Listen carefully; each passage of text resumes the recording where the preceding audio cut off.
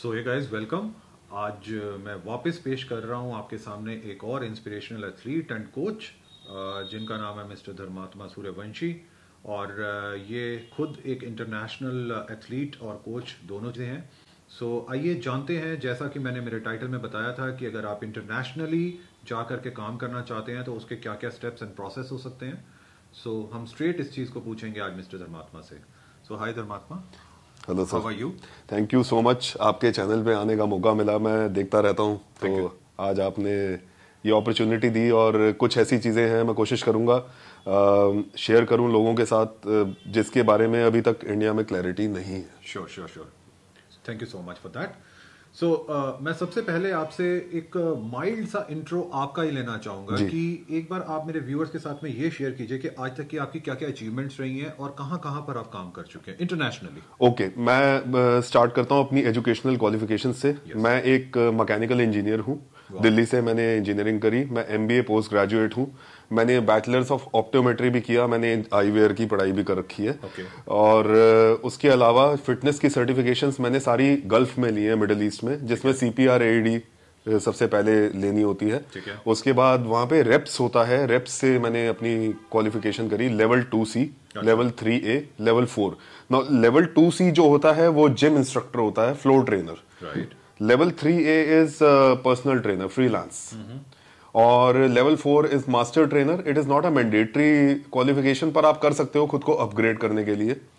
उसके साथ साथ मैंने बॉक्सरसाइज की करी हुई है, हार्मोनल ऑप्टिमाइजेशन का कर रखा है कोर्स, और प्री नेटल पोस्ट नेटल किया हुआ है। और मैं एक फिटनेस एंथुजियास्ट हूँ, थोड़ा बहुत खेला भी हूँ कॉम्पिटिशन्स, तो मैं खुद पढ़ता भी रहता हूँ। वाह। तो बस गाइस, जैसा कि आप देख रहे हैं धर्मात्मा का क्वालिफिकेशन जो है बहुत डेकोरेटिव है एंड बहुत ही अच्छे तरीके से उन्होंने आपके सामने सारी चीज़ें समझाई बताई।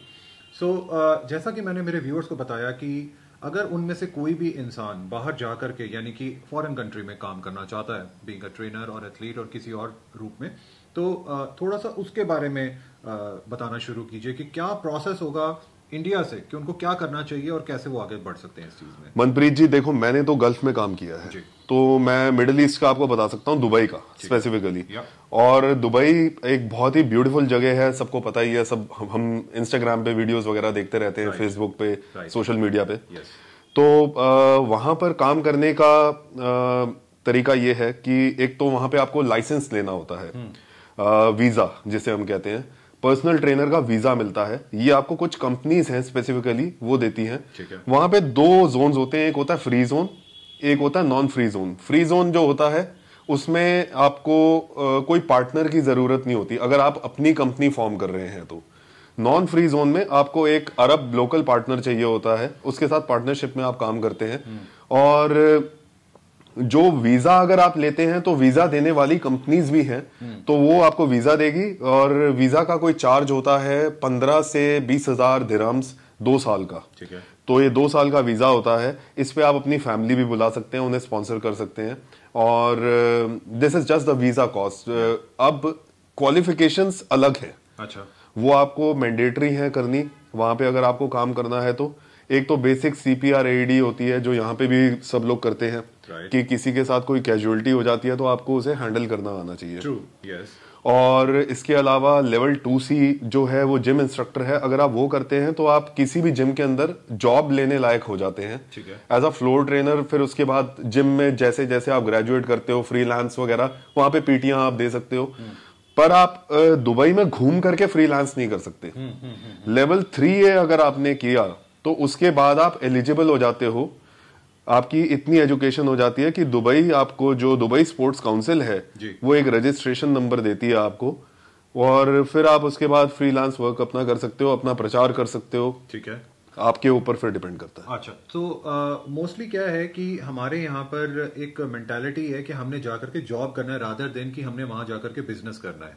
तो क्या जो आपने अभी प्रोसेस बताया, सारे जिम ट्रेनर्स जो हैं वो किसी जॉब के लिए भी अप्लाई कर सकते हैं? आई मीन किसी जिम में जाकर के एज ट्रेनर भी लग सकते हैं अगर वो सारे प्रोसेस को फॉलो करें जो आपने अभी बताया? बिल्कुल बिल्कुल लग सकते हैं। देखिए मैं आपको बताता हूँ, सिक्योरिटी रहती है जॉब के अंदर, पर जॉब में आपको पता उसके अपने बेनिफिट्स हैं। जॉब में बहुत सारी चीजें कंपनी टेक केयर करती है। ठीक है।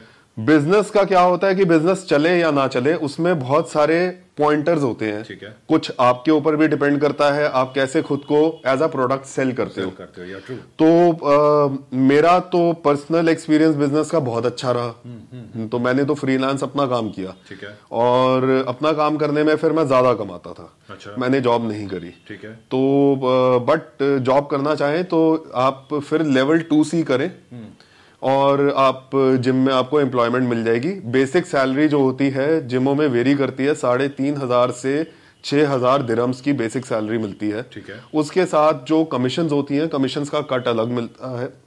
ओके। तो इस तरह से एक ट्रेनर रफली 8 से 10,000 दिरहम बना लेता है, which is a respectable income Dubai में रहने के लिए। इवन आप फैमिली भी सपोर्ट कर सकते हो, और अगर अकेले रह रहे हो तो आप घर पे रफली 70-80 हजार रुपए इंडियन करेंसी में हर महीने भेज सकते हो। अच्छा। सो आपके नजरिए से, आपने वहां पर जैसे इंटरनेशनली काम भी किया है, आपके नजरिए से अगर हमारे इंडिया से कोई ट्रेनर वहां पर जाना चाहते हैं, what is the right age? I mean उनको किस एज में ये प्रोसेस स्टार्ट करना चाहिए, या अगर किसी की एज निकल चुकी है तो वो अब क्या कर सकता है? देखो, ये ऐसा तो कोई एज का कुछ नहीं है इसके अंदर पाजी। मैं 31 पे गया जी, और पहले मैंने इंजीनियरिंग की जॉब करी, उसके बाद 2 साल वहां पे काम करने के बाद फिर मैंने पर्सनल ट्रेनिंग शुरू करी 33-34 की उम्र में। अच्छा। फिटनेस हमारी एक ऐसी चीज है कि 25 से 55 का बंदा एक जैसा ही लगता है, ठीक है, फिटनेस इंडस्ट्री का जो मेंटेन्ड होता है जी। तो ऐसा एज नहीं है। आपका एंथुजियाज्म लेवल पे बहुत ज्यादा डिपेंड करता है कि आप कितने एंथुजियास्टिक हैं अपनी लाइन को लेकर के।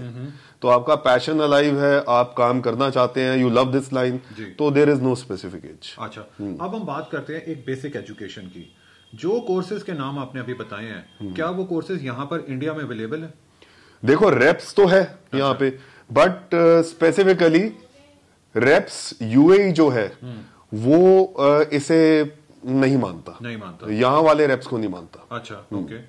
तो आपको वहीं जाकर के उधर उनकी सर्टिफिकेशंस लेनी पड़ेंगी। तो यानी कि यहाँ से उनकी एक बेसिक क्वालिफिकेशन क्या होनी चाहिए, अगर मैं स्कूल कॉलेज ऐसे कोई बात करूं? अच्छा, ओके। क्योंकि बहुत सारे हमारे ट्रेनर्स ऐसे हैं जिनको ये सब चीजों के बारे में नहीं मालूम है, स्टिल वो ये कहते हैं कि सर हम 12वीं पास हैं, हम ग्रेजुएट हैं। अगर हम उस तरीके से मैं ऑनेस्टली आपको बोलूंगा इस चीज के बारे में मुझे पूरी पक्की जानकारी नहीं है, बट मैं समझता हूं कि जो 12th पास होता है ही कैन गो। और मे बी अब ग्रेजुएशन की डिग्री लगानी जरूरी है नहीं है इसके लिए, नॉट रियली श्योर, बिकॉज मेरे पास तो पीजी तक की डिग्री थी, तो कभी मैंने इस बारे में वरी किया नहीं। ठीक है। हाँ। अच्छा, कई ट्रेनर्स हमारे ऐसे भी होते हैं जो कॉम्पिटिटिव एथलीट भी होते हैं आपकी तरह। जी, आप भी बहुत सारी चैंपियनशिप में पार्टिसिपेट करते हैं। जी। सो कितना मुश्किल है या कितना इजी है इंडिया से कोई भी एथलीट बाहर जाए और बाहर जाकर के काम भी करे और कॉम्पिटिशन्स में पार्टिसिपेट भी करे? देखो, कंपटीशन तो जो जितने भी एथलीट्स मेरे को सुन रहे हैं इस वक्त, फिटनेस एंथुसियास्ट सुन रहे हैं, जो फ्यूचर में भी खेलना चाहते हैं, खेल रहे हैं, हम सारे लोगों में एक चीज कॉमन होती है कि जब कंपटीशन की तैयारी हम कर रहे होते हैं तो हम हर चीज एक तरफ कर देते हैं। बिल्कुल ठीक है। और हमारा पैशन हमें ड्राइव करता है उस चीज को करने के लिए, ये हम अपने लिए करते हैं। हमें पता है कि इससे क्या मिलना है क्या नहीं मिलना, वो जो रिजल्ट है वो भी नहीं पता क्या आएगा, और जीतने के बाद भी it is more about personal satisfaction. Correct. तो it is more about the reward then the award. अच्छा, राइट। तो अब बात ये आ जाती है कि आप काम भी कर रहे हो और वो भी कर रहे हो, कैसे पॉसिबल है? मैंने किया, मैं 10-12 घंटे की तो ड्यूटी करता था, उसके साथ साथ अपनी नींद काट करके कार्डियो करता था, सुबह 4 बजे उठ करके दोपहर को ट्रेनिंग करता था, एक आधा पर्सनल ट्रेनिंग सेशन में कम कर देता था, मेरा अपना काम था। अच्छा, आप उधर कौन से जिम में ट्रेन करवाते रहे दुबई में? मैं सर सारे जिमों में ट्रेन कराया मैंने। अच्छा। और ऑलमोस्ट सारे जितने टॉप जिम्स हैं मैं सब में फ्रीलांसर था तो जाता था, और मैं लोगों के वहां पे बिल्डिंग्स में जिम्नेजियम्स होते हैं वहां पे भी कराता था, मैं विलास में भी कराता था, मैंने रॉयल फैमिली के भी कुछ लोगों को ट्रेन कराया है। क्या बात है। और मैं आबू धाबी तक गया हूँ 100-150 किलोमीटर, प्रोवाइडेड मेरे को उस तरह की रेम्यूनरेशन हो रही थी। मैं लोगों का वहां पे जनरल जो चार्ज वो करते हैं वो 200 दिरहम घंटे का करते हैं, जो हमारे इंडियन करेंसी में हो जाता है 4,000 के करीब। मैं ऑन रिकॉर्ड ये कह सकता हूं मैंने 1,000 दिरहम घंटे का लिया है, 18,000 रुपए, और इस तरह के मेरे पास 3-4 क्लाइंट्स थे। वाह। अच्छा, बीच में आपने जैसा कि बताया कि आप रॉयल फैमिली को भी ट्रेन करवाते रहे हैं, जी, उनके मेंबर्स को। जी। सो कैसा रहा वो आपका एक्सपीरियंस, वो थोड़ा मेरे व्यूअर्स के साथ में शेयर कीजिए। देखिए, पहले तो मैं खुद शॉक था जब मेरे को कॉल आई, और उनका बहुत ही एक अलग एटमॉस्फेयर होता है।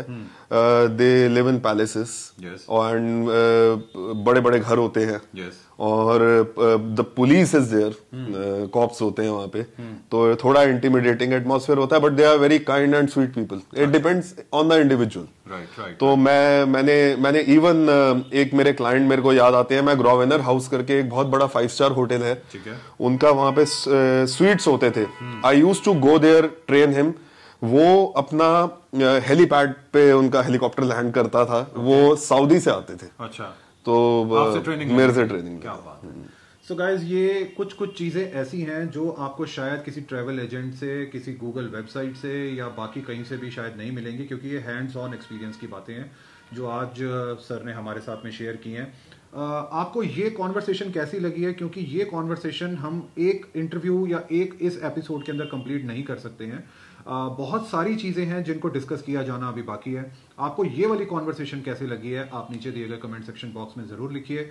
आपके उन्हीं कमेंट्स के बेसिस के ऊपर हम नया कॉन्वर्सेशन एक और प्लान करेंगे और वो लेकर के आएंगे। अगर आपके पास में फर्दर कोई क्वेरीज हैं तो आप वो भी जरूर लिखिए, आई एम श्योर उसको बहुत ही ग्लैडली सर हमारे लिए आंसर करेंगे और आपके वो बहुत काम आ सकता है। Thank you so much. मैं एक क्लोजिंग लाइन कहना चाहता हूँ, बिल्कुल बोलिए। अपने सारे ब्रदर्स के लिए, देखो ये लाइन जो है, it is a very paying line. अगर आप सही तरीके से सही राह पकड़ ले तो काफी कमा सकते हैं इसमें, इसलिए लैक ऑफ अपॉर्चुनिटी मत सोचिए, रास्ता आपके सामने है, रास्ता सिर्फ पकड़ने की बात है। बिल्कुल ठीक बात है, बिल्कुल ठीक बात है। सो गाइस, इसी के साथ आज का ये हमारी कॉन्वर्सेशन यहीं पर रैप अप करते हैं एंड इसी तरीके के और इंस्पायरिंग और एजुकेटिव इंटरव्यूज, वीडियोस देखते रहने के लिए आप बने रहिए इस चैनल के साथ में। और हम अब थैंक्स करेंगे मिस्टर धर्मात्मा का। Thank you so much. Thank you sir, thank you मुझे और मेरे व्यूअर्स को। Thank you for having me here. Thank you.